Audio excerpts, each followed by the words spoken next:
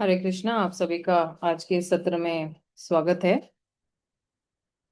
ओम अज्ञानतिमिरन्धस्य ज्ञानाञ्जनाशलाकाय चक्षुरुन्मिलितं येन तस्मै श्रीगुरुवे नमः। श्रीचैतन्यमनोभीष्टं स्थापितं येन भूतले स्वयं रूप कदा मह्यं ददाति स्वपदान्तिकं।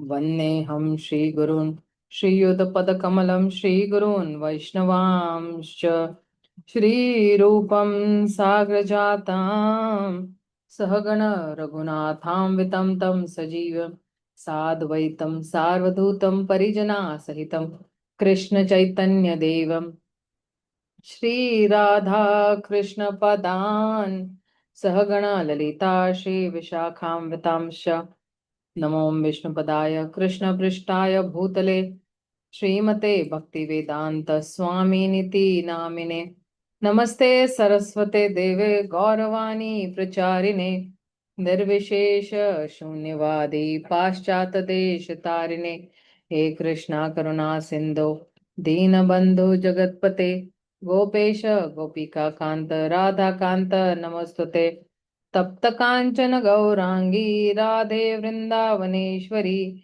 वृषभानुसुते देवी प्रणमामि हरिप्रिये। वाञ्छाकल्पतरुभ्यश्च कृपा सिन्धुभ्य एव च पतितानं पावनेभ्यो वैष्णवेभ्यो नमो नमः। श्रीकृष्ण चैतन्य प्रभु नित्यानंद श्री अद्वैत गदाधर शिवासादि गौर भक्त वृंद। हरे कृष्णा कृष्णा कृष्णा हरे हरे हरे राम हरे राम राम राम हरे हरे। तो आप सभी का स्वागत है आज के सत्र में। तो ईशोपनिषद का 10वां जो है मंत्र हम ले रहे हैं। तो 10वें मंत्र में जो है, इससे पहले जो है 9वें मंत्र में हम लोग ने क्या देखा था कि जो लोग जो है ऐसे कार्य में जो है लिप्त रहते हैं, वो जो घिनौने कार्य में लिप्त होते हैं, तो वो कहाँ जो है अंधकूप में जो है वो जाएंगे। मतलब एक ऐसी जगह पे जाएंगे जहां पे केवल अज्ञानता ही है। और अम, अ, और उससे भी जो है वो बदतर है वो ऐसे लोग जो तथाकथित ज्ञान को अर्जित करने में लगे हुए हैं। राइट। तो फिर जो है अंधम तम प्रविशन्ति ये विद्याम उपासते ततो भूय एवं ते तमो अ, य ययु विद्यायम रतः। तो ऐसे लोग जो है अ, अंधे कूप में चले जाएंगे, यानी अंधकार में चले जाएंगे। अब यहाँ पे जो है ये 10वां श्लोक में है। तो जो मूर्ख लोग हैं वो वहां पे जाएंगे, तो बुद्धिमान लोग फिर कहाँ जाएंगे कि अन्याद एवाहुर्विद्याया न्याद आहुर अविद्यया इति शुश्रुमाधीराणाम ये नस्त्वं विचक्षकिरेः। मनीषियों ने बताया है कि ज्ञान के विकास से एक फल प्राप्त होता है, जबकि अज्ञान के विकास से दूसरा फल प्राप्त होता है।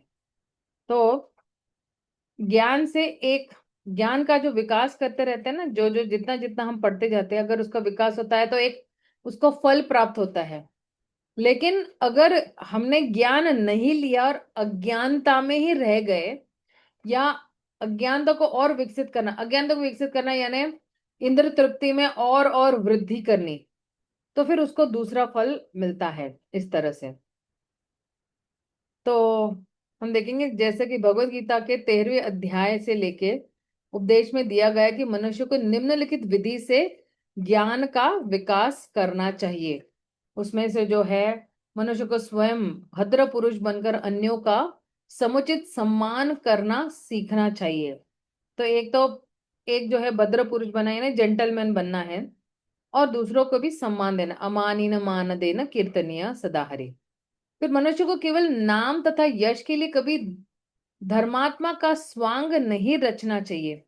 मतलब क्या कि हाँ भाई देखो, मैं तिलक विलक लगाऊंगा, कंठी वंटी पहनूंगा, धोती कुर्ता है, साड़ी है, ये पहनूंगा तो लोग मुझे जो है दंडोत प्रणाम करेंगे, नमो नमो करेंगे और मेरी वाजी वाजी करेंगे। नहीं, इसके लिए हमें जो है धार्मिक नहीं बनना, या धार्मिकता का स्वांग नहीं करना है। जो भी करना है वो बिल्कुल मन से करना है, कि मुझे मन से भगवान की शरणागत में जाना है, मुझे मन से गुरु के आदेशों का पालन करना है, ये सब मेरी ही भलाई के लिए है जो गुरु मुझे कह रहे हैं। लेकिन ये नहीं कि चलो चलो कोई छुटकारा पाने के लिए जो है हम जो है स्वांग रचाते फिरे हम लोग। ठीक है। फिर जो है आगे कह रहे हैं, मनुष्य को अपने शरीर के कार्यों, अपने मन के विचारों और अपने वचनों से कभी दूसरों को परेशानियों का कारण नहीं बनना चाहिए। तो हमारा जो है कर्म है, विचार है, हमारे शरीर से है, या जो है किसी भी आ, हमारे अपने कहते हैं ना बॉडी लैंग्वेज से भी हमें किसी को जो है वो परेशान नहीं करना चाहिए। आप देखना कितना आजकल के लोग परेशान हो रहे हैं, अभी कितना कुछ देश में चल रहा है, राइट। और कितना कुछ बमबारी हो रहा है, कितना कुछ जो है एक दूसरे की हानि कर रहे हैं, लोग मार रहे पीट रहे एक दूसरे को। तो हमें ये कार्य नहीं करने हैं। कम से कम भक्त बनने की बात तो नहीं होना चाहिए, ठीक है ना। दूसरों को थोड़ा भी जो ना एंजाइटी में नहीं डालना है। कई लोगों को ना बहुत मजा आता है किसी को सताने में। उसको कहते हैं कि, उसको इंग्लिश में कहते हैं सेडिस्ट। सेडिस्ट मतलब क्या, कि दूसरों का दुख देखकर इस व्यक्ति को बड़ा आनंद मिलता है। तो ऐसा हमें नहीं करना है। अब ऐसा हमें क्यों नहीं करना है, ये भी जान लीजिए। देखिए, जिस व्यक्ति के हृदय में दया भरी होगी ना, तो ऐसे क्रूर काम नहीं करेंगे। तो आप पूछोगे कि दया किस तरह से जो है हम विकसित कर सकते हैं अपने हृदय में। तो देखिए, दया तो सभी में होती है, ऐसा नहीं कि किसी में दया नहीं होती। भगवान ने हृदय इतनी अच्छी तरह से बनाया कि, लेकिन कभी कभी जो है आवरण में आके मतलब ढका जाता है। तो इसलिए जो है कभी कभी क्रूरता भरे कर्म भी करते हैं कई लोग। लेकिन हमें ये समझना चाहिए कि ये जो दया जो है ना, दया को किस तरह से विकसित करेंगे, हम उन भक्तों का संग करेंगे जिनके पास जो है अ, असली दया है, वास्तविकता में दया है। नकली दया नहीं है। नकली दया क्या, किसी को कंबल दे दिया, किसी को खाना दे दिया, किसी को ये दे दिया, वो भी सब ठीक है, लेकिन वो आत्मा के लिए दया नहीं है। आत्मा के लिए दया क्या है, कि जब हम कृष्ण भावनामृत का जो है प्रचार करेंगे, या उसको बताएंगे कि आपका जो सीधा संबंध है वो भगवान के साथ है और किसी और के साथ नहीं है, आप सीधा अपना संबंध जो है भगवान के साथ जोड़ने की कोशिश कीजिए। ये प्रचार करना, उस व्यक्ति की अब किताब वितरण करना, ये सही मायने में दया है। तो जब हम ऐसे लोगों से जुड़ेंगे जिनके पास दया है, तो वो भी हमें जो है ऐसे दया प्रदर्शित करने वाले कार्यों में जो है संलग्न करेंगे हमें। वरना हम जो है दया गलत दिशा में भी दया दिखा सकते हैं। दया एक सही दिशा में दिखाने, गलत दिशा में, सही दिशा में दिखाएंगे तो कर्मों के बंधन में नहीं आएंगे, गलत दिशा में दिखाएंगे दया तो कर्मों के बंधन में आएंगे। जैसे मान लो किसी व्यक्ति ने कंबल बांटा है, ठीक है, और वो कंबल का गलत इस्तेमाल कर रहा है, कोई किसी का मर्डर करने में, किसी का तो फिर उसका कर्म हमें लग जाता है। या सिग्नल पे भी कोई भिखारी को किसी ने 10 रुपया दे दिया, वो जाके सिगरेट पी रहा है, दारू पी रहा है, गलत दया है। इसके बजाय उसको प्रसाद दीजिए, उसके आत्मा का कल्याण होगा, उसकी चेतना सुधर जाएगी। तो दया कहाँ दिखानी है, आजकल लोगों को पता ही नहीं है कि कहाँ दिखानी है वास्तव में दया। अगला कह रहे हैं, मनुष्य को अन्यों के द्वारा उकसाए जाने पर भी धैर्य बनाए रखना सीखना चाहिए। कई लोग जो है बड़े उकसाते हैं, है ना, और फिर जो है झगड़ा मोल लेते हैं फिर, और ये केवल जो है ना ऑफलाइन नहीं हो रहा है। ऑफलाइन में झगड़े नहीं हो रहे, या शारीरिक तौर से भी बोलते हैं ना कि किसी को कहते हैं कि उकसाना नहीं हो रहा है, ये जो है मानसिक स्तर पे भी उकसाते हैं। जैसे अगर आप देखो कि कोई न्यूज है ना, यूट्यूब पे कोई न्यूज आई, किसी ने पढ़ी, उस पे कितने सारे कमेंट्स देखोगे आप, तो ये भी एक्चुअली क्या है, ये उकसाना ही है, एक दूसरे को उकसाते, सरकार के खिलाफ, इस उस व्यक्ति के खिलाफ, इस व्यक्ति के खिलाफ, या भगवान के खिलाफ, या भक्तों के खिलाफ। ये इस तरह से जो है वो उकसाना है। तो ये उकसाना जो है कम से कम भक्तों के अंदर नहीं होना चाहिए। मनुष्य के अन्यों के साथ व्यवहार में छल करने से बचना सीखना चाहिए। तो जब भी हम भक्तों के साथ मिलते हैं या अभक्तों के साथ मिलते हैं, तो हमें कभी भी जो है छल का इस्तेमाल नहीं करना है।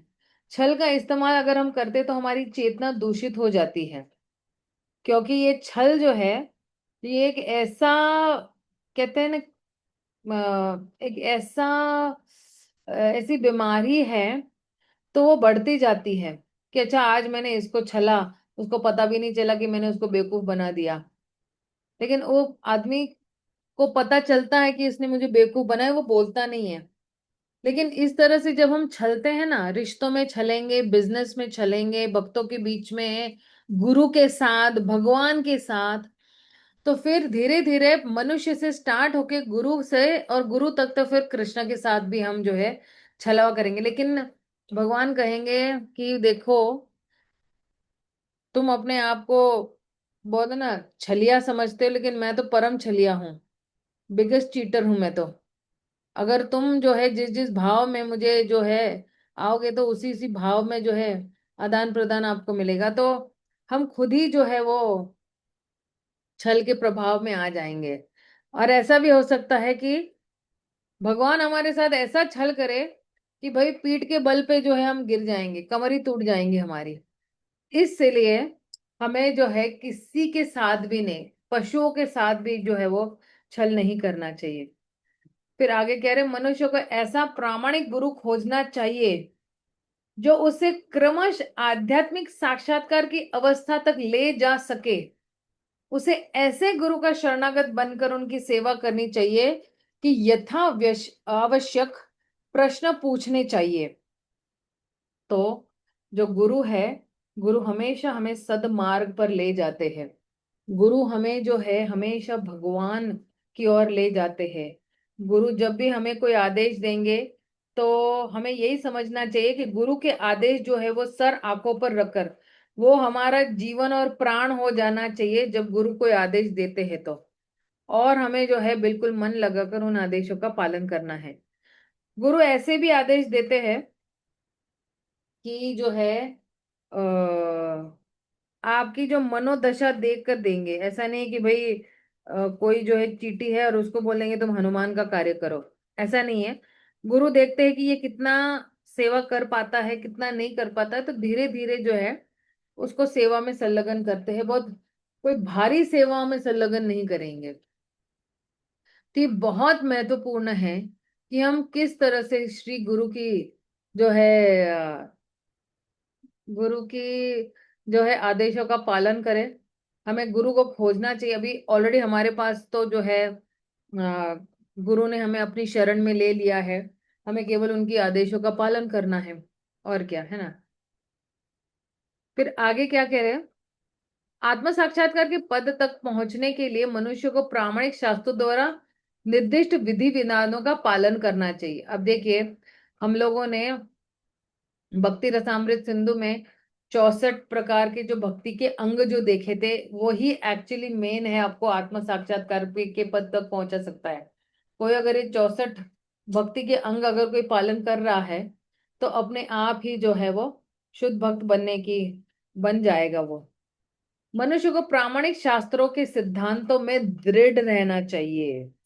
ये बहुत ही महत्वपूर्ण है कि जब हम शास्त्रों को पढ़ते हैं, या हम जो है शास्त्र जब पढ़ पढ़ के उस पे जो है अमल करना शुरू करते हैं, अमल करना यानी उस पे चलना शुरू कर देते हैं, तो फिर उन सिद्धांतों पे कॉम्प्रोमाइज नहीं करना चाहिए।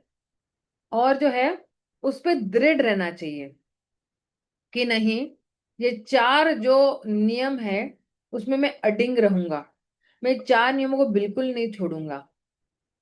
या मैं प्रजल्पा नहीं करूंगा, क्योंकि शास्त्र में कहते हैं ना कि अ, अव्यर्थ कालत्व में व्यर्थ की चीजें जो है हम जो है अपना वक्त बर्बाद नहीं करेंगे। अव्यर्थ कालत्व मैंने समय को सही तरीके से इस्तेमाल करेंगे और हम इसको वेस्ट नहीं होने देंगे, राइट, वक्त को।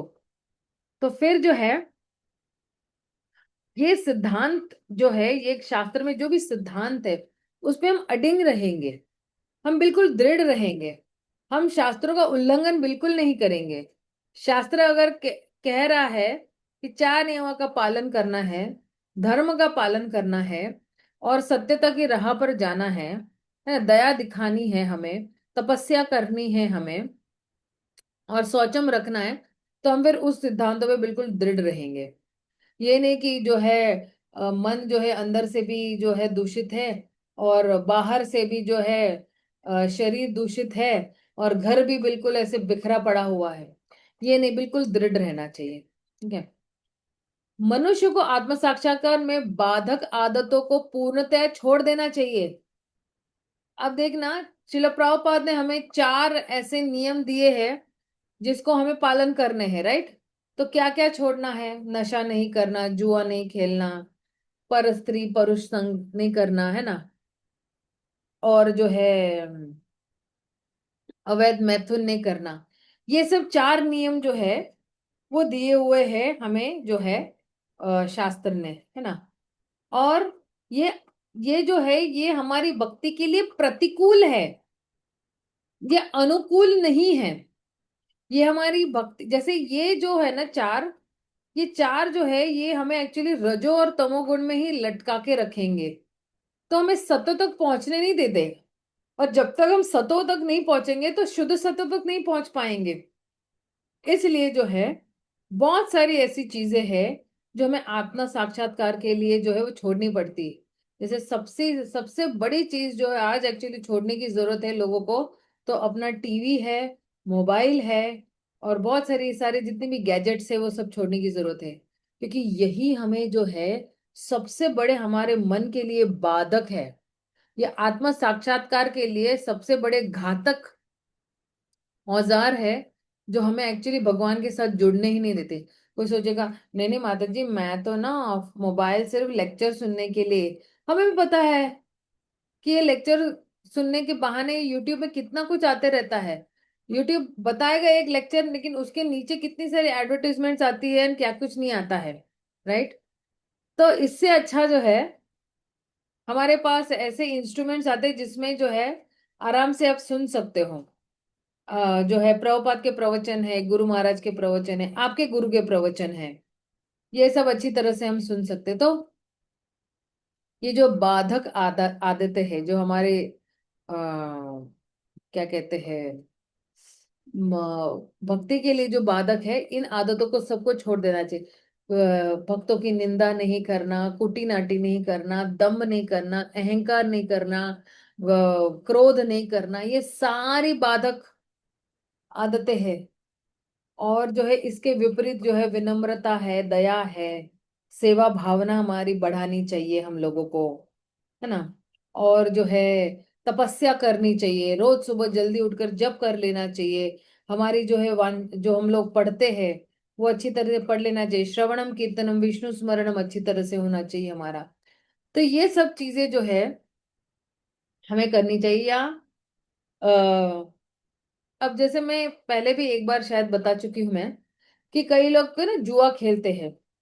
जुआ तो ले कई लोग पैसे से भी खेलते, राइट। पांडवों ने भी जुआ खेला ना। तो फिर जो है उसी तरह जो है कई लोग अपने वक्त के साथ भी जुआ खेलते हैं। वक्त इतना बर्बाद करते हैं टेलीफोन में, मोबाइल्स में, यूट्यूब पे, ट्विटर, फेसबुक, यूट्यूब शॉर्ट्स देखने में या इधर उधर की गपशप लगाने में कितना कुछ वक्त जो है वो बर्बाद करते हैं। तो वक्त के साथ क्या हो रहा है, वक्त के साथ हम लोग जुआ खेल रहे हैं, क्योंकि अभी जो 3-4 मिनट पहले वाला समय जो है वो मैं हजारों हजारों डॉलर भी खर्च खर्च करूंगी तो भी मैं वापस उसको नहीं लेके आ सकती हूँ। और इसलिए जो है हम लोगों को जो है जो कुछ भी हमारे भक्ति मार्ग में बाधक है उसको त्याग देना चाहिए या छोड़ देना चाहिए। आगे क्या कह रहे हैं, मनुष्य को शरीर के पालन के लिए आवश्यकता से अधिक ग्रहण नहीं करना चाहिए। हम लोग ने देख लिया अभी ही उपदेशामृत में कि अत्याहार प्रयासश्च, है ना। तो जो है, जो कुछ भी हमारे लिए निर्धारित किया गया हमें वही इस्तेमाल करना है, जो रखा गया वही इस्तेमाल करना है, और जरूरत से ज्यादा इस्तेमाल करने की कोई जरूरत नहीं है। जो हमारे लिए अच्छा है वही है, ठीक है, वही इस्तेमाल करना है। और मनुष्य को न तो स्थूल देह को अपना स्व मानना चाहिए, न ही इस शरीर से संबंधित लोगों को अपना मानना चाहिए। अब आप बोलोगे कि माता जी ये कौन सी बड़ी बात बोल दी कि स्थूल देह को अपना स्व मानना चाहिए, मतलब क्या, कि हम जो है ज्यादा करके हम अपने ये स्थूल शरीर के साथ ही अपनी पहचान बना लेते हैं, है ना, कि मैं ये शरीर हूँ, मैं जो हूँ ये मेरा है, ये कार मेरी है, ये मोबाइल मेरा है, लैपटॉप मेरा है, घर मेरा है। तो वो हमें लगता है कि हम ही वो BMW कार है, हम ही वो लैपटॉप है, हम ही वो जो है, इतना हम लोग जो है घुस जाते हैं उन भौतिक चीजों में। तो फिर ये स्थूल शरीर जो ये जो स्थूल देह है जो दिया गया है, तो हम उसी को सब कुछ मान बैठते हैं। और जो हमारे शरीर से जो संबंधित है, हमारे माँ बाप, भाई बहन, पति, बच्चे, मौसी मौसा, चाचा चाची, नाना नानी, दादा दादी, ये सब जो है वो अपना अपना मान बैठते हैं। लेकिन जो है, हमें भी पता है कि कोई भी शाश्वत नहीं है वो व्यक्ति, ठीक है ना। नाना नानी दादा दादी जो है एक न एक दिन जो है शरीर छोड़ने ही वाले हैं, शरीर छोड़ के दूसरे शरीर में जाएंगे। लेकिन हमें लगता है कि ये हमारे ही है, और ये शाश्वत काल तक हमारे पास ही रहने वाले हैं। तो ये भी जो है एक, हमें यही समझना चाहिए कि भगवान की योजना से ये जो है ये हमारे पास आए, और हमें उनके साथ अच्छी सेवा करनी चाहिए। हमें स्नेह दिखाना है, लेकिन हमें उनसे आसक्त नहीं होना है। मतलब क्या,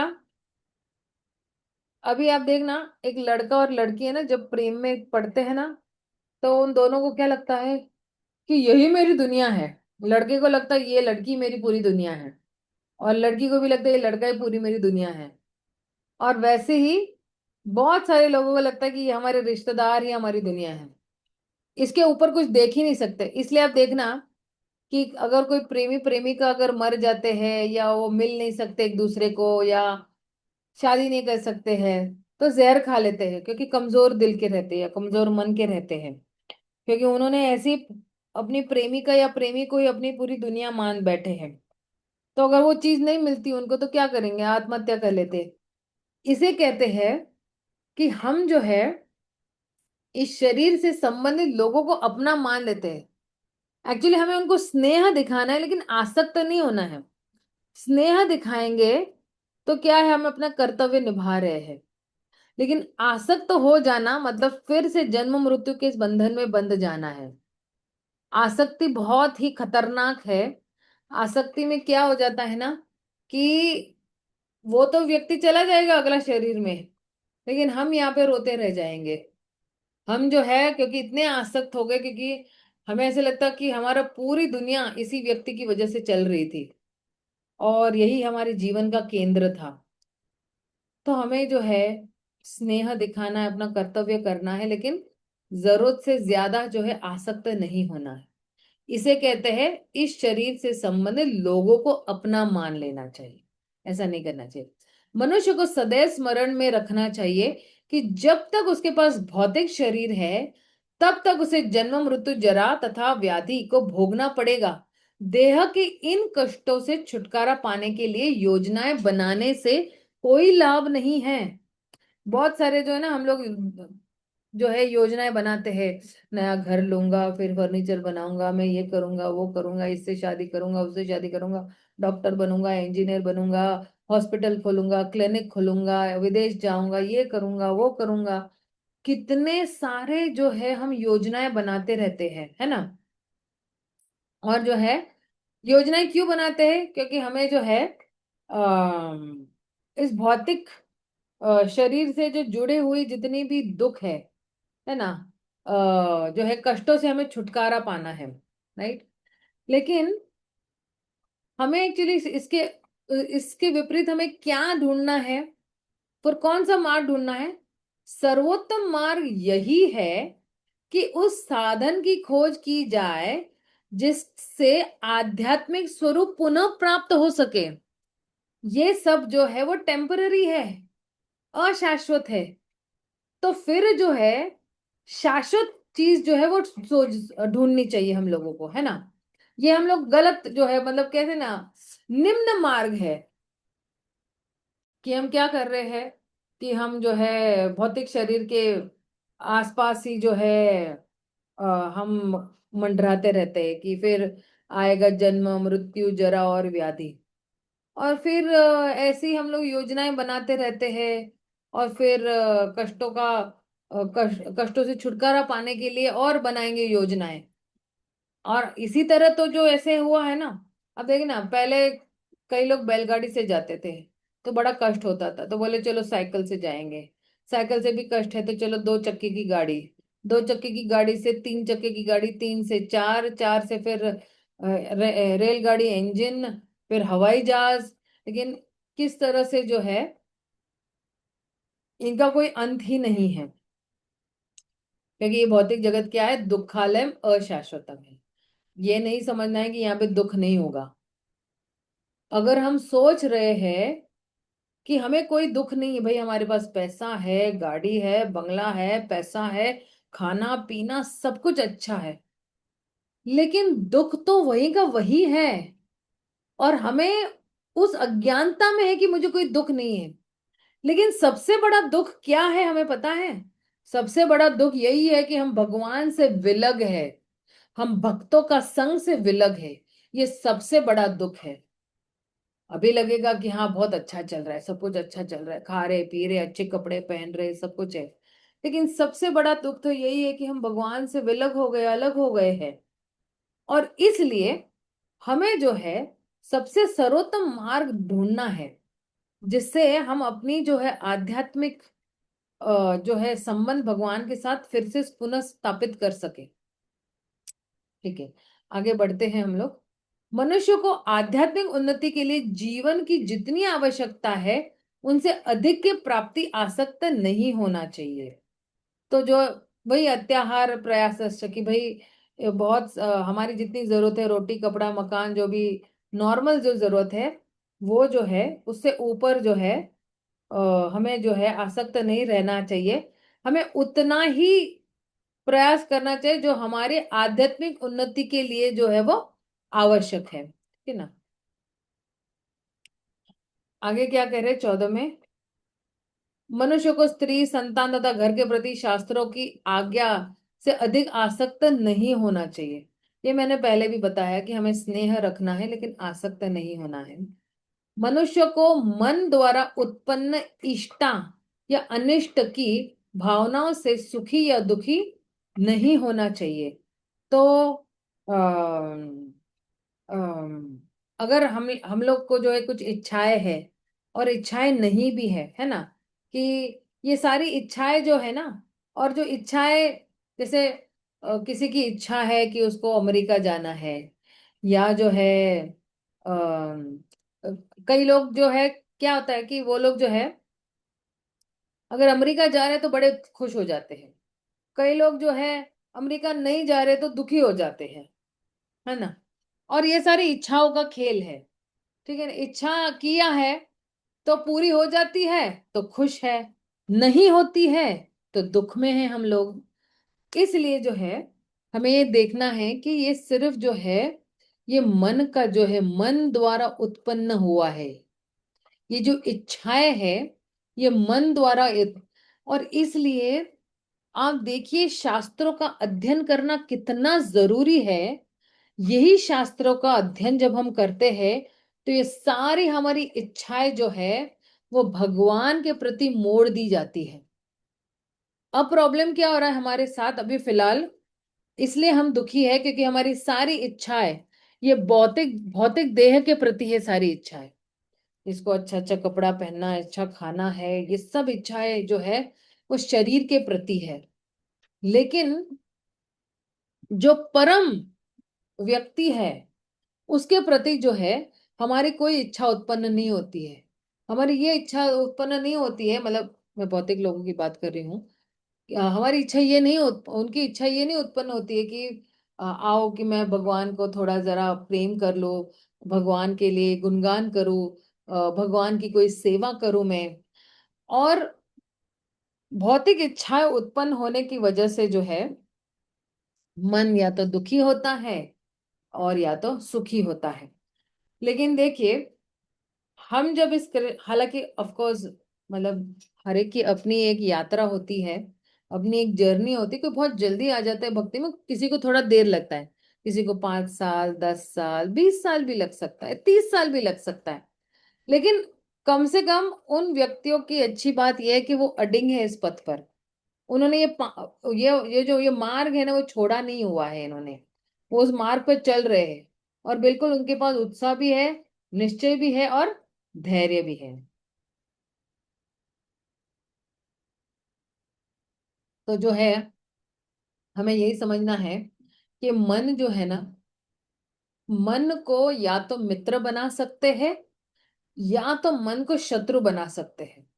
मन को अगर मित्र बनाना है तो शास्त्रों का अध्ययन कीजिए। मन, जैसे ही मन को जो शास्त्रों का अध्ययन का हम बोलते ना खुराक देंगे, उसको खाना पीना देंगे उसको शास्त्रों के अंदर, ये मन इतना अच्छा मित्र बन जाएगा, इतनी अच्छी सलाह देगा आपको कि आप सोचोगे अरे बाप रे, ये भी कर सकती हूँ क्या मैं, वो भी कर सकती हूँ क्या मैं। इसलिए मैं हमेशा एक चीज, मतलब ये मेरा पर्सनल एक्सपीरियंस है, और हमारे पूर्वती जो है सारे परंपरा में जितने भी आचार्य गण हैं, उन्होंने भी यही सलाह दी हुई है। और उनकी सलाह से ही जो है मुझे ये एक्सपीरियंस है कि जैसे जैसे हम शास्त्र पढ़ते हैं तो मन मेरा बिल्कुल सही मित्र बन जाता है, वरना मन मेरा दुश्मन बन जाता है, शत्रु। और ये मन जब शत्रु बन जाता है तो ये बहुत हाहाकार मचा देता है आपके शरीर में, पूरा आपके अस्तित्व की धज्जियां उड़ जाती है एक्चुअली, जब मन शत्रु बन जाता है। इसलिए ये मन जो है मन की जो कमान है ना, वो आपके हाथ में होनी चाहिए। तो आप बोलोगे मेरे हाथ में मैं कैसे ले सकती हूँ? तो मन के ऊपर कौन है? मन के ऊपर बुद्धि है, और बुद्धि के ऊपर कौन है? आत्मा है। तो आत्मा के पास वो कमान है कि किस तरह से शास्त्र पढ़ के वो अपनी बुद्धि को और तेज बनाएगा। जैसे हम लोग युद्ध करने के लिए कोई अपनी जो तलवार है उसको बिल्कुल जो है तेज धार करते हैं ना उसकी, तो हम रोज माया के साथ युद्ध लड़ रहे हैं। तो जैसे ही जो है बुद्धि को तेज किया जाएगा, तो बुद्धि जो है वो भेद कर पाती है कि क्या सही है क्या गलत है। और मन भी उसमें जो है कोऑपरेट करे, हाँ नहीं नहीं नहीं करना है। इंद्रिया जो है मन, जो देखो बुद्धि बोलेगा ये सही नहीं है, मन इंद्रियों को बताएगा कि ये सही नहीं है, यहाँ पे हाथ नहीं लगाना है, यहाँ पे देखना नहीं है, यहाँ पे पांव आपके जाएंगे नहीं, यहाँ पे आपके कान नहीं जाएंगे। इसलिए जो है शास्त्रों को जो है वो हमारा मित्र बनाना चाहिए। क्यों बोल रहे हैं ना श्रीमद् भागवतम, मद एक बंधु, मद एक गुरु। ये जो श्रीमद् भागवतम है, ये मेरा क्या है? ये भागवतम ही जो है मेरा बंधु है, मेरा मित्र है, मेरा सब कुछ है ना। एक ही शास्त्र जो है मैं पढ़ूंगा पढ़ूंगा या पढ़ूंगी, वो है जो है क्या कहते हैं, क्योंकि यही एक शास्त्र जो है मेरा बंधु भी है, मेरा मेरा जो है गुरु भी है, मेरा रिश्तेदार भी है, माँ बाप भाई बहन जो है, सब सारे रिश्ते जो है मुझे एक ही जो है श्रीमद् भागवतम में प्राप्त होते हैं। तो जब आपके पास इतना अच्छा रिश्ता है, तो फिर बाहर जो है नए रिश्ते बनाने की क्या जरूरत है? क्यों जो है व्यर्थ के रिश्ते हम बनाते जाए जहां कोई लाभ नहीं है हमें, आध्यात्मिक कम से कम जिंदगी में कोई लाभ नहीं। अच्छा, आगे बढ़ते हैं हम लोग 16वें में। मनुष्य को भगवान श्री कृष्ण का अनन्य भक्त बनना चाहिए तथा पूर्ण मनोयोग से उसकी सेवा करनी चाहिए। अब जो है अनन्य भक्त बनना एक क्या है, प्रोसेस है, एक मार्ग है। ठीक है ना। अनन्य भक्त पहले दिन में नहीं कोई बन जाता है, धीरे धीरे जैसे जैसे वो विधि विधानों का पालन करता है तो वो जो है वो क्या बन जाता है, भगवान का अनन्य भक्त। लेकिन जब कोई, मैं हमेशा ये भी बात बताती कि जब कोई भगवान का जो है अनन्य भक्त बन जाता है, फिर अनन्य भक्त मतलब क्या, कि आ, हम जो है जो अनन्य भक्त होते हैं ना भगवान के, वो जो है वो हमेशा क्या करते हैं, सततम कीर्तयन्तो मां, यतन्तश्च दृढ़व्रता है। और भगवत गीता के 9वें अध्याय के आई थिंक 22वें श्लोक में भी जो है भगवान ये कहते थे कि अनन्य चिंतयन्तो मां ये जना पर्युपासते तेषाम नित्याभियुक्तानम योगक्षेमम वहाम्यहम, है ना। तो ये जो अनन्य भाव से जो भक्त चिंतन कर रहा है, तो भगवान का उस व्यक्ति के साथ आदान प्रदान है। भगवान बिल्कुल कहते हैं ना कि दखल अंदाज देते हैं उस व्यक्ति की जीवन में, और जो है पूरा उत्तरदायित्व ले लेते हैं, 100% उत्तरदायित्व उस व्यक्ति का ले लेते हैं। क्योंकि भगवान खुद ही कहते हैं ना भगवत गीता में 4थे अध्याय में कहते हैं 11वें श्लोक में कि ये यथा माम प्रपद्यन्ते ताम तथा भजाम्य हम, है ना। जैसे जैसे कोई मुझे शरणागत होता है तो मैं उनको उसी उसी मात्रा में उनको जो है वो पुरस्कार देता हूं मैं। तो लेकिन जो है कि लेकिन अगर कोई अनन्य भाव से भगवान की पूजा करता है या भगवान की भक्ति करता है, तो भगवान कहते, क्योंकि ये ना एक्चुअली ये सिद्धांत है, ये जो अनन्य चिंतयन्तो मां है ना, तो ये एक्चुअली क्या है, ये सिद्धांत है कि अगर कोई जो है मुझे अनन्य भाव से मेरी भक्ति करता है, तो मैं जो हूं उसके साथ उसी उसी मात्रा में मैं जो हूं आदान प्रदान करता हूं, और फिर जो है मैं उसकी पूरा उत्तरदायित्व ले लेता हूं। और केवल उत्तरदायित्व नहीं, लेकिन वहां में हम, है ना, बिल्कुल निजी उत्तरदायित्व लेता हूं मैं। आप देखना पांडवों के साथ क्या किया, बिल्कुल निजी उत्तरदायित्व लिया हुआ है। तो हमें ये नहीं समझना चाहिए कि ये ना भगवान सौदाबाजी करे कि भाई हम ये यथा माम प्रपद्यन्ते करेंगे, हम शरणागत होंगे तो भगवान जो है करेंगे, नहीं। और ये भी नहीं सोचना चाहिए कि अरे भगवान बहुत ही जो है डिमांडिंग है, या भगवान जो है बहुत ज्यादा ही मांग रहे हैं, बहुत बहुत बहुत ही कड़क उनकी जो है शर्तें हैं ऐसे। कृष्णा यहाँ पे यही बोल रहे हैं कि आपको सिर्फ क्या करना है, अनन्य चिंतयन्तो मां, सिर्फ चिंतन करना है मेरा। और जो है कहते हैं जब अनन्य भाव से आप करते हैं तो फिर मैं ये आपके लिए करता हूं, तो क्या करते हैं फिर, योगक्षेमम वहाम्यहम। तो आ, ये मैं पहले बता चुकी कि ये कोई सौदाबाजी नहीं चल रही है, कि यहाँ पे जो है भगवान ये कह रहे हैं कि कोई भी व्यक्ति मेरा अनन्य भाव से चिंतन करता है तो मैं उसके साथ आदान प्रदान करता हूं। तो ये अनन्य चिंतन जो है, ये एक्चुअली भगवान क्या हो जाता है ना, बाध्य हो जाते हैं कि अरे अरे ये मेरा चिंतन कर रहा है, अब मैं बाध्य हो गया, बंध जाते हैं भगवान, है ना। इसको इंग्लिश में क्या कहते हैं, ये कृष्ण बिकम्स ऑब्लाइज्ड ना। तो इसलिए जो है जो जब अनन्य चिंतन जो है बहुत ही स्वाभाविक ही अगर होता है, तो व्यक्ति क्या करता है, तो अपना मन जो है वो भगवान पे स्थिर करता है। और जब वो स्थिर करता है ना, तो फिर जो है, क्योंकि देखो अ, अम, अ, जब कोई व्यक्ति जो है भगवान पे जो है अनन्य भाव से अपना मन जो है उन पे फोकस करता है या फिक्स करता है, तो फिर जो है वो भगवान से प्रेम करने लगता है, राइट। तो जब वो भगवान से प्रेम करने लगता है तो बड़ा स्वाभाविक ही जो फिर से भगवान पे ही वो बार बार उसका चिंतन होता रहेगा। तो वो क्या हो जाता है ना, वो कृष्ण से बंध जाता है, लेकिन ना। और भगवान यही कहते हैं कि ये अनन्य चिंतयन्तो माँ है ना, उस प्रेम का प्रदर्शन है कि कोई मेरा चिंतन करता है तो मैं उसके प्रेम में बंध जाता हूँ। जब मैं प्रेम में बन जाता हूँ, मैं वापस बार बार चिंतन करते रहता है। तो ये एक्चुअली एक प्रदर्शन है भगवान के प्रेम का। तो जो कोई स्वाभाविक ही मेरे को मुझे प्रेम करते हैं, तो कहते हैं कि फिर जो है मैं उनकी सारी इच्छाएं पूरी करता हूँ, मैं उनको शाश्वत जो है आनंद प्रदान करता हूँ।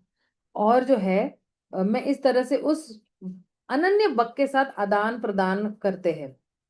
तो अभी हमें ये सोच हमें ये लग सकता है कि नहीं नहीं, भगवान पे चिंतन करना तो बहुत मुश्किल है भाई। बीवी हम लोग जो है, हमारी बीवी है, बच्चे हैं, और पति है, माँ बाप है, भाई बहन है, रिश्तेदार है, कितना कुछ है, दिन में सब कुछ चलते रहता है।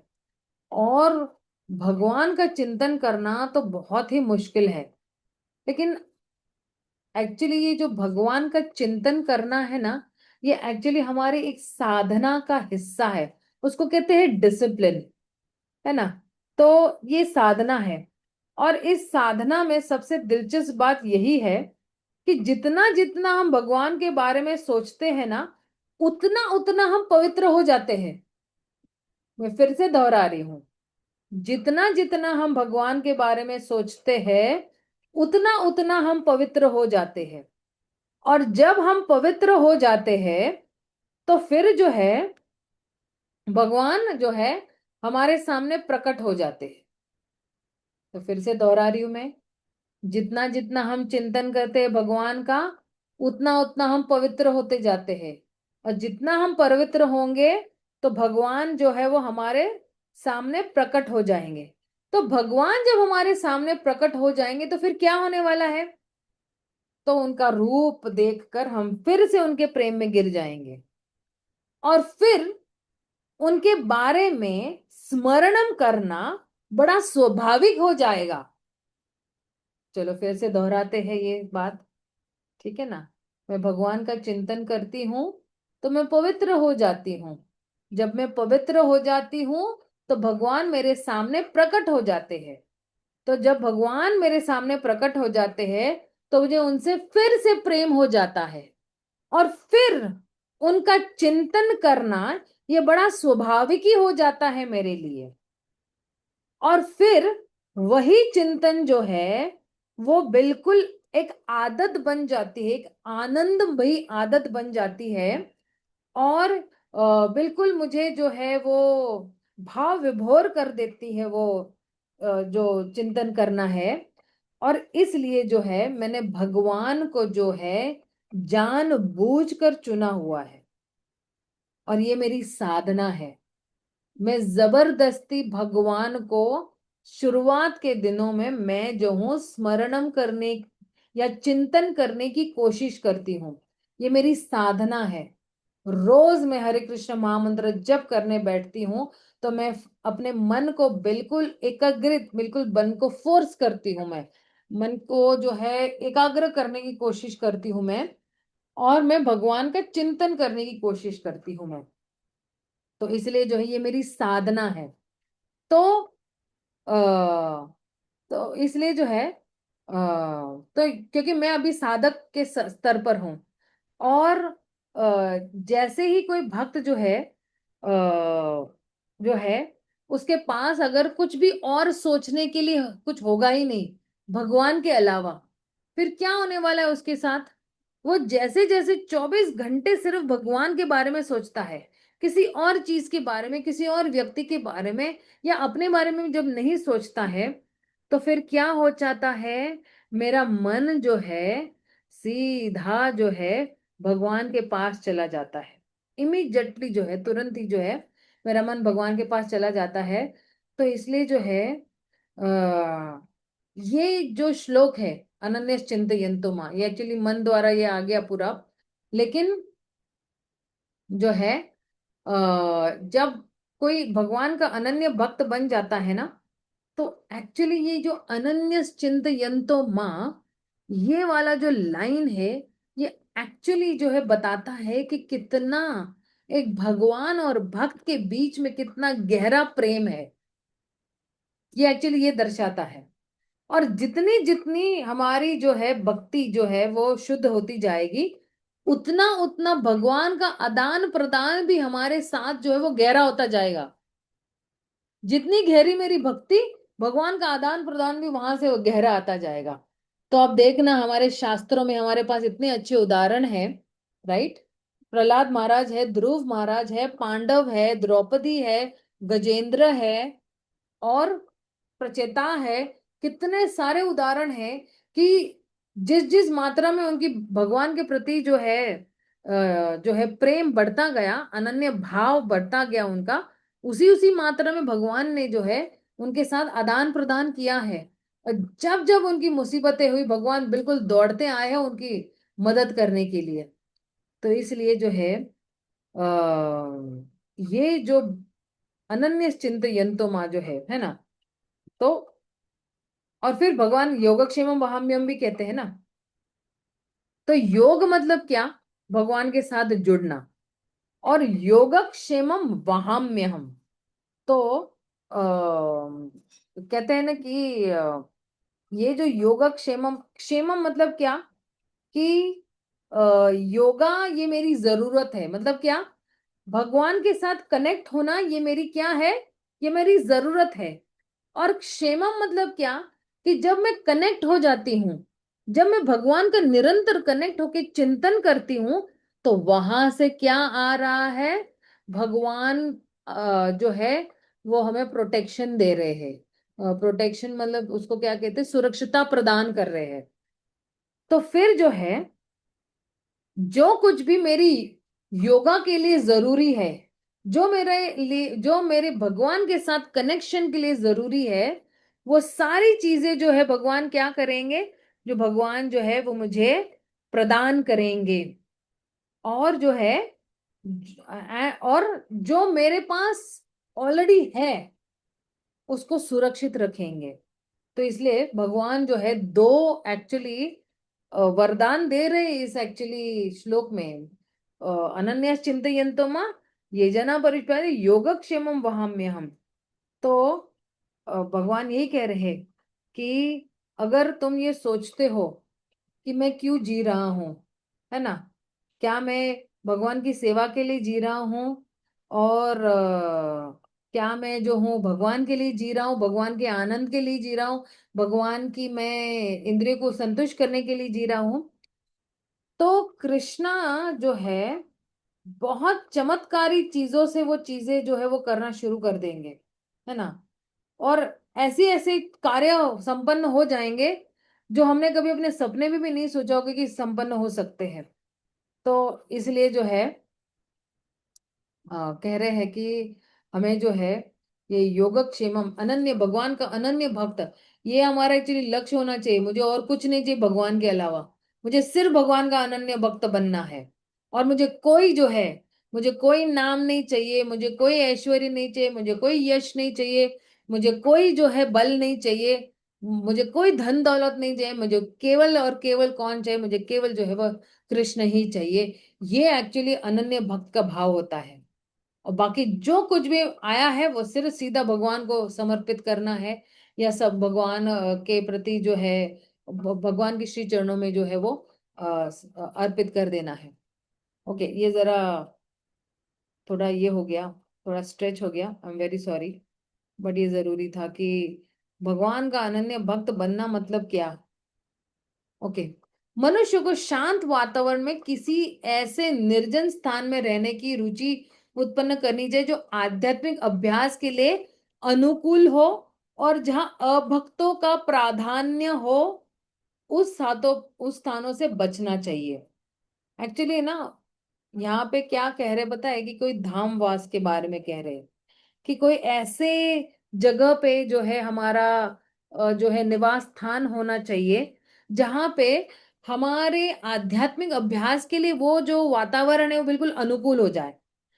और ऐसे स्थानों में नहीं रहना चाहिए जहां पे जो है अभक्त रहते हो। तो आप देखिए भगवान की जो है ना, आप देखना प्रभुपाद के लाइफ में भी देखना कि हमेशा जो है वो भक्तों के संग में ही रहे हैं। उनके खुद के पिता जो है उनको बहुत ही प्रोत्साहन देते थे। और फिर जो है भक्तों के संग में ही रहे। या जो है हमारे जितने भी आचार्य है, उन्होंने हमेशा यही प्रयास किया है कि जो है भक्तों के संग में ही जो है हम ये अनन्य भक्त बन सकते हैं। और भक्तों के संग में जो है हम बहुत अच्छी तरह से जो है रजो और तमोगुण से लड़ाई कर सकते हैं। बहुत आसान हो जाता है भक्तों के संग में रजो और तमो को मात कर देना और सतों तक पहुंचना। तो जितने भी अभी सीनियर सिटीजन्स है वो सोच सकते हैं कि किस तरह से हम अपने जीवन का शेष भाग जो है वृंदावन में बिता सकेंगे, है ना, इस तरह से। या तो फिर ऐसी जगह वृंदावन में अगर नहीं बसना है तो फिर हमारे लोकल मंदिर भी है, राइट। जहां जहां पे हम रह, दिल्ली, बम्बई, पूना, जामनगर, गुजरात, कोयम्बतूर, कोई अमेरिका में रह रहा है, राइट। तो ऐसे ऐसे मंदिर के नजदीक ही हमें जो है हमारा बसेरा करना चाहिए, या हमारे घर होने चाहिए, ताकि रोज हम मंदिर आ जा सके। मंदिर भी वैकुंठ से कुछ से कम नहीं है। ये जो मंदिर है हमारी, ये सारी वैकुंठ जगत की झांकियां है। ये बताते कि वैकुंठ जगत किस तरह से है। तो अगर हम मंदिर के नजदीक नहीं रह रहे हैं तो हमें वैसी योजनाएं बनानी चाहिए कि किस तरह से जो है वो मैं मंदिर के नजदीक रहूंगी, या कोशिश करूंगी मंदिर के नजदीक रहने के लिए। शुरुआत में क्या कर सकते हैं, रेंट पे रह सकते हैं।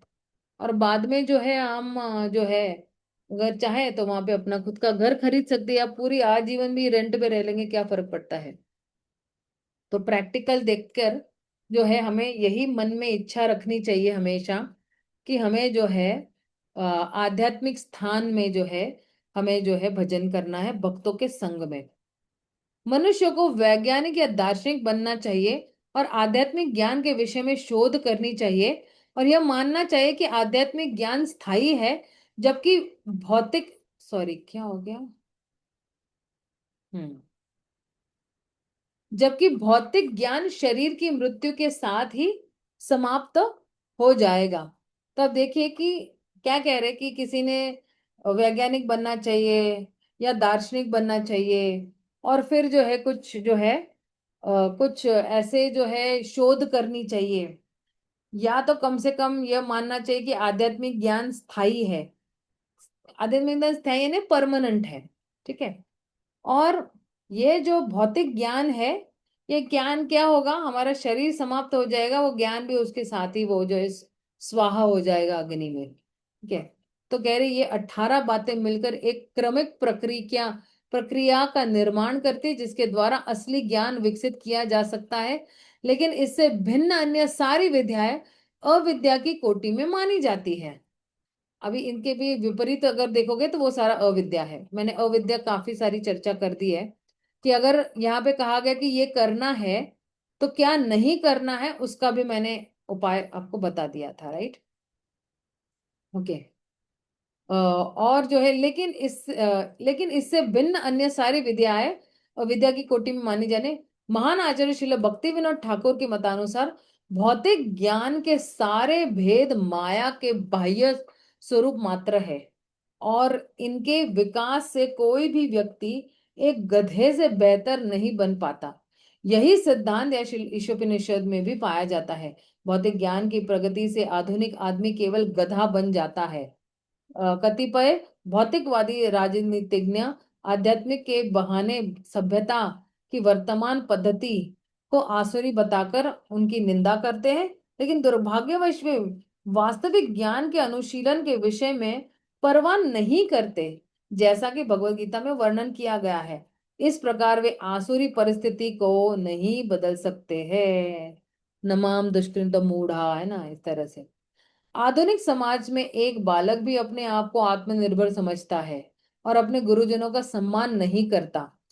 तो आप देखना ना कि आजकल आप देखोगे ना कि बहुत सारी किताबें हो गई, इंटरनेट हो गया, तो आजकल जितने भी छात्र हैं ना स्कूल्स में, वो अपनी जो जितनी भी टीचर है उनको बिल्कुल सम्मान नहीं देते हैं।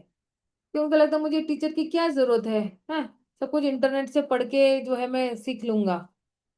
तो ये एक्चुअली बहुत गलत है। हमारे विश्वविद्यालय में त्रुटिपूर्ण शिक्षा प्रदान किए जाने से विश्व भर के लड़के गुरुजनों के लिए सिरदर्द बने हुए हैं।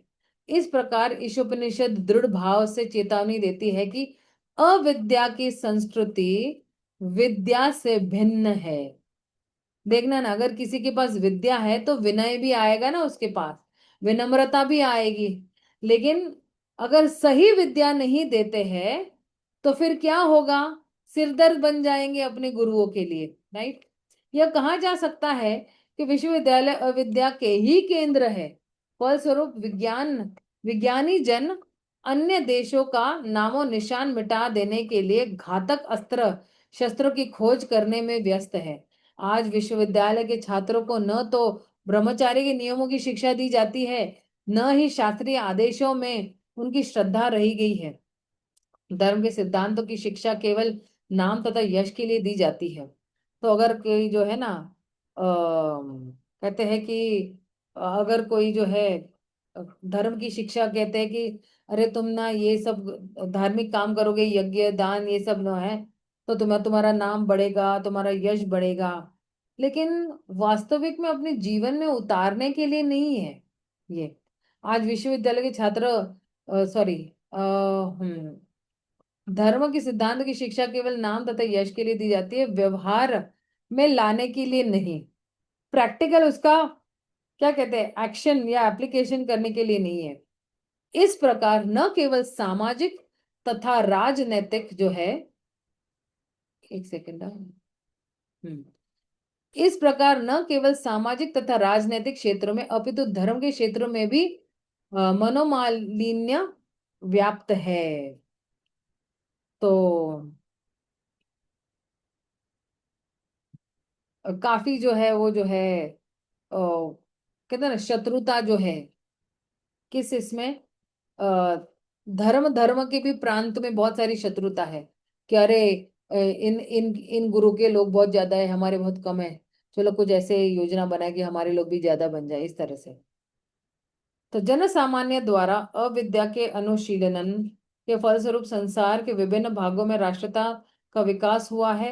यहाँ कोई भी नहीं सोचता कि यह छोटी सी पृथ्वी पदार्थों का एक पिंड मात्र है जो अनन्य अनेक पिंडों के साथ साथ असीम अंतरिक्ष में तैर रहा है। अंतरिक्ष की व्याप्तता की तुलना में भी भौतिक पिंड वायु में धूल कणों के समान है। क्योंकि ईश्वर ने कृपा पूर्वक इन पदार्थ पिंडों को अपने आप में पूर्ण बनाए, अतः वे अंतरिक्ष में तैरते रहने के लिए समस्त आवश्यकताओं की पूरी तरह से सुसज्ज है।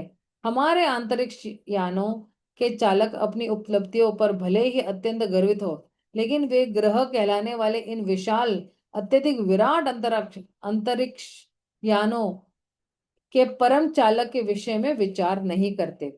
सूर्य असंख्य है और ग्रह मंडल भी असंख्य है। परमेश्वर के सूक्ष्म सूक्ष्मतम अंश के रूप में हम शूद्र प्राणी इन असीम लोकों पर अपना अधिपत्य जमाना चाहते हैं। इस प्रकार हम बारंबार जन्म लेते हैं और मरते हैं, और सामान्यतः हम बुढ़ापे तथा रोग से हताश हो जाते हैं।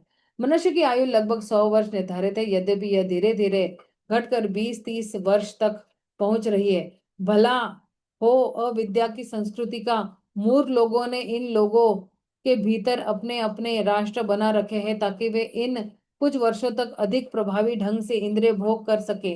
ऐसे मूर्ख लोग अच्छी तरह से राष्ट्रीय हदबंदी तैयार करने की विविध योजनाएं बनाते हैं जो कार्य पूर्ण रूपेण असंभव है। इसके चलते प्रत्येक राष्ट्र अन्य राष्ट्रों के लिए सरदर्द बना हुआ है। किसी भी राष्ट्र की 50% से अधिक शक्ति सुरक्षा साधनों में लगी होने के कारण व्यर्थ चली जाती है। वास्तविक ज्ञान के अनुशीलन की कोई परवाह नहीं करता, फिर भी लोगों को भौतिक तथा आध्यात्मिक ज्ञान में उन्नति करने का झूठा गर्व है। ईशोपनिषद इस प्रकार के दोषपूर्ण शिक्षा से हमें सचेत करती है और भगवत गीता असली ज्ञान के विकास हेतु उपदेश देते हैं। इस मंत्र में इस बात का संकेत किया गया है कि विद्या का उपदेश किसी धीर व्यक्ति से लेना चाहिए। धीर वह है जो भौतिक मोह से विचलित नहीं होता है। मतलब भौतिक मोह से मतलब क्या, कि जो है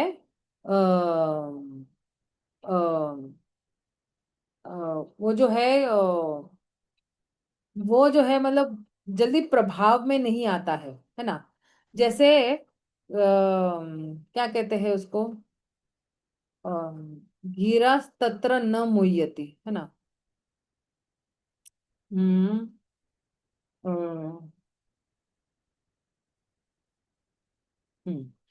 तो ये जो धीर व्यक्ति है, कहाँ गया ये।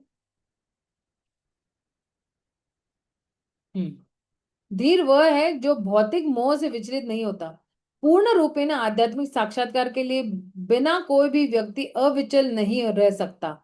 साक्षात्कार होने पर वह न तो किसी वस्तु के लिए आकांक्षा करता है, न शोक करता है।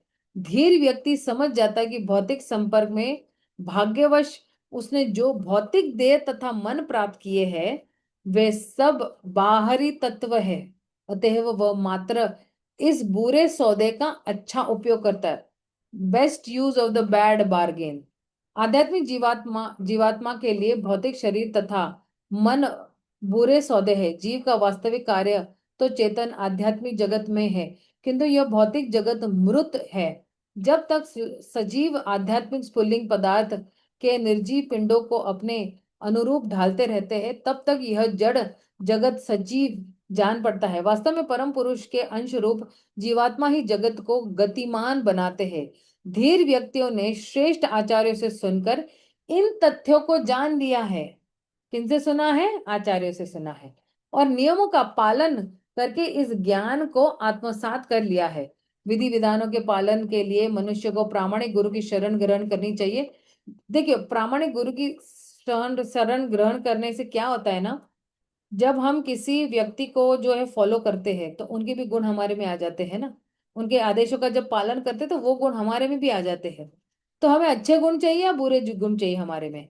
हर व्यक्ति एक्चुअली अंदर से यही चाहता है कि मेरे में अच्छे गुण हो, मेरे में अच्छे गुण विकसित हो। तो फिर अच्छे गुण विकसित होने के लिए एक प्रामाणिक गुरु की शरण हमें लेनी चाहिए और उनके आदेश अनुसार जो है हमें अपना जीवन व्यतीत करना चाहिए। दिव्य संदेश तथा विधि विधान शिष्य को गुरु से प्राप्त होते हैं। ऐसे ज्ञान अविद्यमाई शिक्षा से संकटपूर्ण मार्ग से नहीं आता। भगवान के संदेशों को प्रामाणिक गुरु से विनीत भाव से सुनकर ही कोई धीर बन सकता है। धीरज तत्र न मुह्यति, है ना। तद विधि प्रणिपाते न परिप्रश्न सेवा उपदेक्षित ज्ञानम ज्ञानिना तत्वदर्शिना। उदाहरण, भगवान कृष्ण ने विनीत भाव से भगवान कृष्ण से विनीत भाव से सुनकर ही अर्जुन धीर बना। जितना जितना हम भगवान की वाणी सुनेंगे ना, उतना उतना हम धीर बनेंगे। इस प्रकार आदर्श शिष्य को अर्जुन की तरह होना चाहिए और गुरु को साक्षात भगवान के समान होना चाहिए। यही है धीर से विद्या सीखने की विधि। देखो, और क्या कह रहे हैं कि आदर्श शिष्य को अर्जुन की तरह होना चाहिए और गुरु को साक्षात भगवान के समान होना चाहिए। साक्षात रीत्वेन समस्त शास्त्रेर। साक्षात भगवान के समान इसलिए होना चाहिए कि जो संदेश भगवान ने दिया वैसा का वैसा ही मैं प्रस्तुत करूंगा, उसमें कोई मिलावट नहीं करूंगा मैं। इसलिए कहते हैं साक्षात भगवान के समान होना चाहिए। तो भगवान जैसे गुण भी गुरु में होते हैं। और फिर जब गुरु वही गुण जो है हमें जो है देते हैं जब हम जो है उनके आदेशों का अच्छी तरह से पालन करते हैं। कहते हैं अधीर, जिसने धीर का प्रशिक्षण नहीं लिया है कभी शिक्षा देने वाला अगुआ नहीं बन सकता। आधुनिक राजनीतिज्ञ जो अपने को धीर दिखाने का स्वांग भरते हैं वास्तव में अधीर है और उनसे पूर्ण ज्ञान की आशा नहीं की जा सकती। वे तो केवल रुपए पैसे के रूप में अपना पारिश्रमिक सॉरी पारिश्रमिक तय करने में ही व्यस्त रहते हैं। तो ऐसे लोग जनता को आत्म साक्षात्कार के सही पथ तक किस प्रकार ले जा सकते हैं? अतएव वास्तविक शिक्षा प्राप्त करने के लिए मनुष्य को धीर के मुख से विनीत भाव से सुनना चाहिए। तो फिर आ जाता है मंत्र 11। तो मंत्र 11 जो है हम अगले सत्र में देखेंगे। रति मंजरी माता जी, क्या कर रहे हो आप? अ, हरे कृष्णा माता जी। हम्म। बोलिए। अ, माता जी, एक दो क्वेश्चन था। पूछिए तो पूछिए। जैसे इसमें बहुत सारे ऐसे ऐसे पॉइंट बताए गए जो प्रैक्टिकल अभी फैमिली लाइफ में यूज नहीं हो पाता। तो उसके लिए फिर क्या करना चाहिए, जैसे कि हमें ज्यादा, जैसे सोसाइटी में हम रहते हैं तो हम बहुत सारे फंक्शन अटेंड करते हैं, तो उसके लिए हमें बहुत सारी चीज की आवश्यकता होती है और हम करते हैं। अगर इन सब चीजों से हम अलग रहें तो बिल्कुल अलग ही हो जाते हैं, फिर हम सोसाइटी में मिक्सअप नहीं हो पाते। तो ऐसे बहुत सारे कंडीशन आते हैं, तो नहीं फिर। नहीं, जितना जरूरी है उतना ही जैसे मान लो भी आपको इनविटेशन मिला है शादी ब्याह में जाने के लिए, राइट? है ना? जी। तो आप क्या करोगे? शादी ब्याह अटेंड करके वापस आ जाओगे। आप जैसे कमल का पत्ता होता है ना, वैसे है। पानी में रहते हुए भी जो है वो पानी का संग नहीं करता है फिर, है ना? वो अपना अलग ही रहता है ना। कमल का पत्ता आपने देखा है, पानी उस पर चढ़ जाएगा तो भी जो है वो अलग ही रहता है। पानी का पानी की बूंदे नीचे गिर जाती है। तो हमें जो है कैसे रहना है? हमें जो है उनका संग लेना नहीं है, संग देना है। तो इस तरह से हम, जब तक हमारे अस्त्र शस्त्र बिल्कुल जो है ना, हम औजार अपने नहीं लेके जाएंगे। जैसे हम जंग लड़ने जाते हैं ना, तो ये सोचना है कि हम शादी में जा रहे हैं तो जंग लड़ने जा रहे हैं, तो हमारे औजार होने चाहिए हमारे पास, हमारे अस्त्र शस्त्र होने चाहिए। तो हमारे अस्त्र शस्त्र क्या है? कि हमारी 16 माला कंप्लीट हो जानी चाहिए शादी ब्याह जाने से पहले, या किसी भी फंक्शन में या कहीं भी बाहर जाते हो। और हमारा जो श्रवणम और कीर्तनम जो है, श्रवणम मतलब कि हमने लेक्चर अच्छी तरह से सुना है, हमने भगवत गीता अच्छी तरह से या भागवतम अच्छी तरह से पढ़ा है। ये तीन चीजें अच्छी तरह से आप करके जाओगे तो आप जो है कोई छू नहीं पाएगा आपको। आपके आसपास एक कवच बन जाता है, एक ढाल बन जाती है। तो फिर आप बिल्कुल अफेक्ट नहीं होंगे और आपको पता है। और आपका चिंतन अगर हमेशा भगवान पे होगा तो आपको पता है कि भाई मेरा जो शाश्वत संबंध है वो भगवान के साथ है, बाकी किसी व्यक्ति के साथ नहीं। लेकिन ये तो मुझे इस समाज में डाला गया तो मुझे उनके साथ अच्छी तरह से बात करना ही है। और हमें ना सबके साथ इसलिए अच्छी तरह से बात करनी है क्योंकि हर कोई हमें देखता है ना कि ये भगवान के भक्त है। तो इनमें गर्व नहीं, जी। ये विनम्र है, ये अपनी छोड़ते नहीं है, ये अपनी अपनी अपनी नहीं करते, इस्कॉन इस्कॉन नहीं करते या कृष्ण कृष्ण नहीं करते हैं। तो हमें जो है जहां पे भी आपको लगे कि खतरा है तो तुरंत ही उस सूंघ लेना चाहिए और वहां से धीरे से बहाना बना के निकल लेना चाहिए। ठीक। माता जी, एक जैसे होता है ना, फैमिली में भी जैसे फंक्शन होते हैं तो वहां पर मेन खाने का इश्यू आ जाता है। तो वहां पर हम अपना अलग करते हैं कि नहीं, हम लहसुन प्याज नहीं खाना, ये नहीं आई खाना, तो थिंक वहां मैंने पे ये लोग। पहले भी कहा है। पहले कोई तो भगवत गीता की क्लास में मुझे याद है आपने यही प्रश्न पूछा था मुझे, और मुझे याद है कि मैंने आपको यही कहा था कि जब भी हम शादी ब्याह में जाते हैं ना, तो वहां पे बहुत सारे ऐसे वस्तु होते हैं जो बिना प्याज लहसुन की होती है। कुछ कुछ सब्जियां तो ऐसी होगी जो बिना प्याज लहसुन की होती है, या कुछ नहीं तो सलाद होता है, फ्रूट होता है, जूसेस होते हैं, दही होता है, चीनी होती है, या बहुत सारे ऐसी चीजें होती है जो बिना प्याज लहसुन की होती है। तो बस अपनी प्लेट में परोसो, भगवान को अपना अर्पण करो और उसको पा सकते हैं हम लोग, है ना? म- माता जी, वो नहीं, मेरे से फैमिली में 2-3 दिन हमें स्टे करना पड़ता है ना, कभी ऐसे बहुत नजदीक, तो वहां पर खुद से खाना बनाना पड़ता है। तो फिर वैसे में लोग बातें बनाते हैं कि अरे ये लोग तो अलग ही करते हैं, ऐसे नहीं होता, नहीं वैसे, नहीं, तो इसमें वैसे में क्या क्या है, नहीं करना नहीं नहीं, चाहिए? इसमें क्या है मैं आपको ये भी बताती हूँ। अगर हमारे रिश्ते अच्छे रहेंगे ना तो वो बातें नहीं बनाएंगे। तो पहले हमें हमारे रिश्तों को सुधारना है उन लोगों के साथ। अब अब हम और इतना कैसे है ना कि जब रिश्ते होते हैं ना तो दो तरफा होते हैं। अभी हम जाते हैं खाली हाथ अगर जाएंगे, या अगर हम अच्छी तरह से इन्हें बोलेंगे कि भाई अ, हमने कुछ नियम लिए हैं, उस नियमों पे हम चल रहे हैं और ये अभी हमारी जिंदगी का हिस्सा बन गया है, और चार लोगों को एक साथ लेना है और उनको समझाना है अच्छी तरह से, या तो बैठक ले लो और अब समझाओ कि ये हमारा भी जिंदगी का हिस्सा बन चुका है। हमें इसमें बहुत आनंद मिल रहा है। मे बी आप वो एक्सपीरियंस नहीं कर रहे हो, लेकिन हम ये एक्सपीरियंस कर रहे हैं कि हमें ये आनंद की अनुभूति मिल रही है। और वो आनंद की अनुभूति के लिए कुछ चीजें हम लोगों को छोड़नी है जो शास्त्रों के हिसाब से हम चल रहे हैं, और जो है वो हमारी भक्ति के लिए जो है वो अनुकूल नहीं है, प्रतिकूल है। मुझे नहीं लगता कि कोई ऐसे समझ नहीं पाएगा, बहुत सारे लोग रिस्पेक्ट करते हैं ऐसे। लेकिन हमारे संबंध हमारे रिश्तेदारों के साथ कैसे है वो बहुत मायने रखता है। जैसे मैं बताती हूँ, हमारे रिश्तेदार सबकी शादियों में हम लोग जाते हैं। हालांकि एक्चुअली ना, मैं मेरा जन्म ही ऐसे परिवार में हुआ है जहाँ पे ज्यादा कर शादियों में अगर आप जाओगे तो बिना प्याज लहसुन का ही मिलेगा आपको प्रसाद या खाना जो भी है। प्रसाद तो नहीं है वैसे, खाना ही है, क्योंकि हमारा ऑलमोस्ट गुजराती समाज जैन परिवार से है, जैन परिवार है। और वो समाज जो है, गुजराती समाज दो हिस्सों में बटा हुआ है। एक है जैन और एक है वैष्णव वाणिया। वानिया यानी बनिया। तो वैष्णव बनिया में ये होता है कि प्याज लहसुन नहीं बनता, और जैनों में भी ऐसे ही है। और ये लोग क्या करते, जैन की बेटी वैष्णव में शादी कर देते और वैष्णव की बेटी जैन में। तो इस तरह से जो है, किसी भी शादी ब्याह में हम जाएंगे तो प्याज लहसुन का नहीं होता है। लेकिन फिर भी अगर कभी कोई हाई डिमांड पे अगर कोई प्याज लहसुन अभी आजकल तो खाते हैं, लेकिन ऐसी एक दो आइटम तो जरूर होती है जो बिना प्याज लहसुन की होती है, तो हम अपनी प्लेट में ले लेते, ऑफर करते और खा लेते, क्योंकि रिश्ते तो निभाने हैं हम लोगों को। तो ऐसे, जैसे मैं मेरी चाचा चाची के पास भी जब जाते हैं हम लोग, ठीक है, या मौसा मौसी है जो हमारे नजदीक में रहती है, फूफिया है हमारी, जब नजदीक मेरे घर के नजदीक ही रहती है, उनके घर जाते हैं तो पहले से ही उनको पता है कि भाई एक दो आइटम इनकी बिना प्याज लहसुन की ही बनानी है। देखो, पूरी में प्याज लहसुन नहीं होता है, चावल में प्याज लहसुन नहीं होगा, तो उतना तो बना सकते हैं ना। और उनको बोल सकते हैं हम लोग कि ये हमारी जिंदगी का भी हिस्सा बन चुका है, हम इसी में खुश है, हम हमें आनंद मिलता है इसी में ही। और कुछ नियम हम लोग ने जीवन में लिए हैं जो हमारे ही आगे चलते सेहत के लिए अच्छा है और मन के लिए भी अच्छा है। तो आप समझा सकते हैं उनको इस तरह से। ठीक है ना माता जी? जी माता जी, ओके, थैंक यू माता जी, हरे कृष्ण। अमल अति प्रिय प्रभु कुछ पूछना चाहते थे?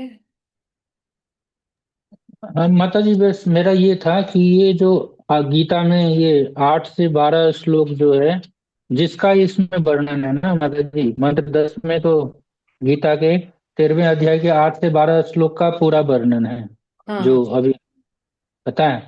तो यही लक्षण जो है, वो ज्ञानी की बात करते हैं तो ये ब्राह्मण के लक्षण है, ये यही है ना माता जी, यही है या मैं यस कुछ यस गलत समझ रहा हूँ? यस यस यस यस प्रभु जी, यही है। ये गीता के 13वें अध्याय से अभी अगर देखो ना, 13 से जो है, तेरह में तेरह ये में जो, 8 से 12। सॉरी 8 से 12 है ना, एक सेकेंड। हम्म, हम्म। हाँ, अब आप देखना, एक्चुअली आप देखोगे ना, तो भगवान जो है ये गुण हम में चाहते हैं।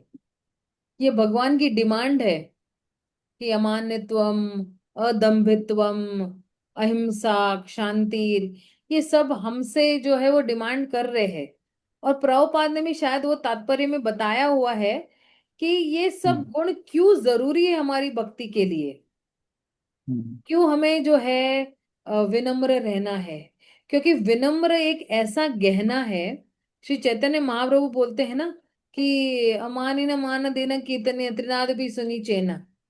तो ये जो है सबसे बड़ा, कहते हैं ना, सबसे बेस्ट गहना जो है भक्त के पास अगर है तो विनम्रता है।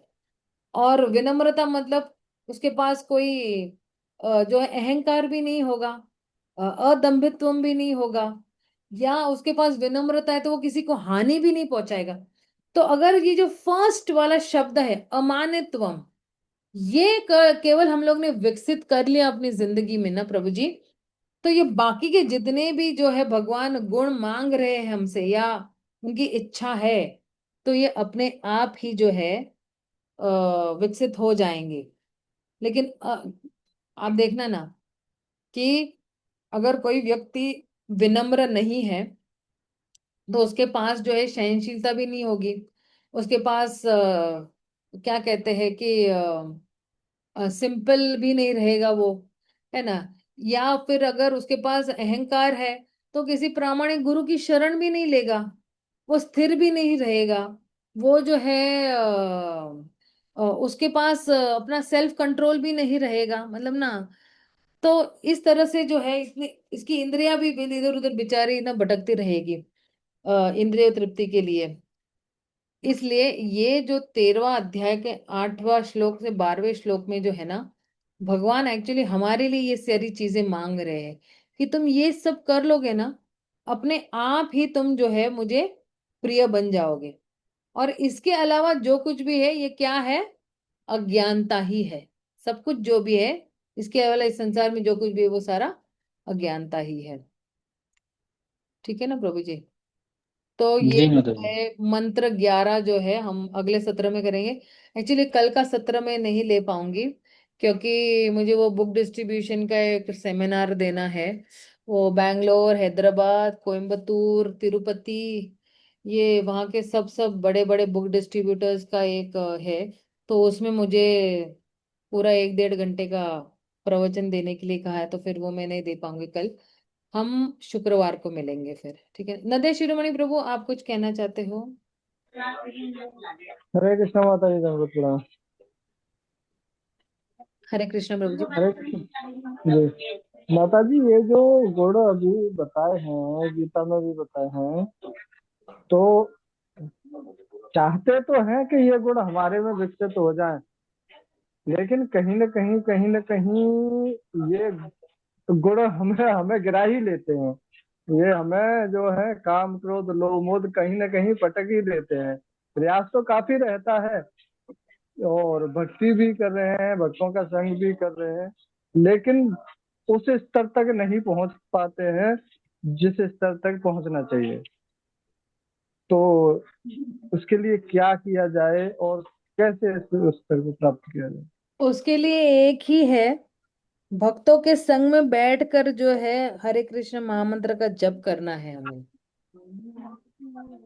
तो भक्तों के संग में बैठकर जब हम भगवान, फिजिकली जाना है मंदिर, और फिजिकल बैठ के भक्तों का संग करना है प्रभु जी। फिर जो फिजिकल जो भक्तों का संग हम लेते हैं ना, प्रत्यक्ष रूप से जो भक्तों का संग लेंगे ना, तो धीरे धीरे ये सारे गुण अपने आप ही प्रभु जी विकसित हो जाते हैं। क्योंकि जब हम मंदिर जाते हैं तो प्रभुपाद भी वहां पे है ना, शुद्ध भक्त बैठे हुए हैं वहां पे। हम प्रभुपाद का संग ले रहे हैं, हम और भी और अच्छे अच्छे शुद्ध भक्तों का संग ले रहे हैं। तब जाके ये सब गुण अपने आप ही धीरे धीरे विकसित होंगे। ठीक है ना। तो आप कोशिश कीजिए हफ्ते में एक बार तो कम से कम जो है आप मंदिर में जाके जो है 2 घंटे जो है हरे कृष्ण महामंत्र का जप, अपनी जो है 16 माला उनके साथ करें, तो मैं काफी। तो माता जी मेरा तो डेली मंदिर जाना होता है। सुबह मंगला में डेली बैकअप सेवा होती है, तो हम्म। मेरा सुबह डेली मंगला जाना होता है। लेकिन 16 लेकिन माला आप उससे उनके साथ बैठ के करते हो क्या? नहीं, 16 तो नहीं हो पाती, करीब 4 या 8 ऐसे करीब माला हो पाती हैं। उसके बाद में फिर अपनी ड्यूटीज भी हैं कुछ, जो हाँ हाँ मॉर्निंग से हाँ। स्टार्ट हो जाती हैं। करेक्ट करेक्ट करेक्ट और करेक्ट। हाँ, आपका उसके तो और फिर ऑटो का बिजनेस हाँ, है ना, तो फिर वो सारा बिजनेस चालू हो जाता है आपका, हाँ, राइट। उनमें भी कुछ भक्तों की सेवाएं हैं, कुछ भक्तों के बच्चों को ड्रॉप करना है, कुछ माता जी हैं उनको उनके ऑफिस और स्कूल ड्रॉप करना है। हम्म तो 6:30 से वो स्टार्ट, इस टाइम तो 6:55 से स्टार्ट हो जाता है वो। तो उतना ही समय मिल पाता है जब करने के लिए। हम्म।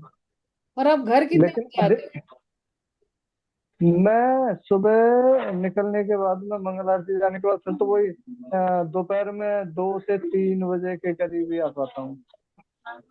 और सोते कितने बजे हो आप? सोते में तो माता जी अब लगा लो 10:30 हो रहे हैं, सोने सोने में तो 11, कम हम्म। से कम 11 तो हो ही जाएंगे। दस राइट। साढ़े दस तो आप साढ़े ऐसे दस कर 11 तो सकते हो, मान के चलो। आप ऐसे कर सकते हो कि आप 4 बजे के आसपास पहुंच जाओ मंदिर। वहां पे भक्त तो होते ही है ना, राइट। जो भले 2 4 ही भक्त हो, लेकिन वो तो 4 बजे तक पहुंच ही जाते हैं ना, आप भी पहुंच जाओ। 4 से बिल्कुल हम्म, 6 बजे तक बहुत बढ़िया जप करो, मंदिर के प्रांगण के अंदर ही, और फिर काफी तो फर्क पड़ेगा। माता जी 4:30 बजे मंगला होती है, 4:45 बजे से बैकअप सेवा स्टार्ट हो जाती है हमारी। हम्म। 5:30 तक वो बैकअप सेवा रहती है, 5:30 पौने 6 तक। तो हम्म। जब तो हो जाता है, कुछ भक्तों के संग हो जाता है, कुछ घर में हो जाता है, लेकिन ज्यादातर फिर अभक्त फिर संग भी तो वैसों का मिलता है। मान लो कि 2 घंटे भक्तों का संग हो गया, फिर बाकी का समय तो हमें इसी भौतिक संसार में अपने हाँ, मैंने जो काम रति क्रिया में मंजरी देना माता जी पड़ता को है। जो बताया ना, वही मैं आपको बता रही हूँ प्रभु जी। हमें उनका संग लेना नहीं, हमें अपना संग देना है। वो जैसे ही कुछ भी प्रजल्प करना शुरू कर देना, आप अपनी भगवान की बातें करना शुरू कर दो। पता है आपको, पता है वो कितना अच्छा, मीन्स ऐसी टॉपिक को है ना एकदम घुमा देना है कि अरे वहां पे पता है क्या हो गया, आज मैंने क्या पढ़ा पता है आपको, ये पढ़ा मैंने, अच्छा भगवत गीता में ऐसे बोलते हैं भगवान, या भगवान ने ऐसी लीला की थी, ये है, तो मैं इधर गया था, मैं वृंदावन गया था, मैं मथुरा गया था, फिर आप ना उसको डाइवर्ट करो, वो कुछ भी फालतू बोलना शुरू करे ना, इससे अच्छा आप भगवान की दो बातें उनको सुना दो फिर।